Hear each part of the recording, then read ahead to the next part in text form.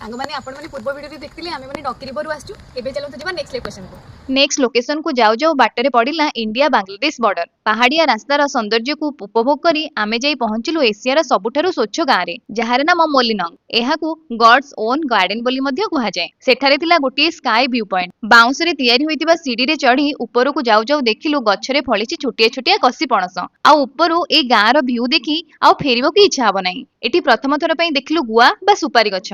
ए गाँ एठाकर घर गुड़िकर सौंदर्य कण आ कहिबी कोठी गछर चेर बढी होई जाइछि ब्रिज तो आउ कोठी गछर डाळ छंदी होई छतापरी होई जाइछि। आ प्रति घरे लागिछि अति आकर्षणीय फूल गछ। एठी मिश्र बाबूଙ୍କୁ छाड़ी देले से फूलर फोटो उठे उठे दिन काटी देबे।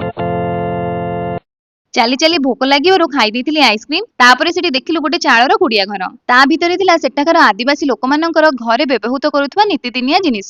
जदिओ सेठाकरु आसीबाकू इच्छा होनथिला किंतु कोन करिबा मेघालय रे बुलिबा जगह बहुत हेले आम पाखरे बुलिबा पई थिला मात्र 2 दिन। नेक्स्ट लोकेशन को जिबा आगरु करि देइथिलु भोजन हेले आजिर खाइबार स्वाद एते भल नथिला। पुणी नेक्स्ट वीडियो देखिबे आ गोटे नुवा जगह। रहिली नमस्कार।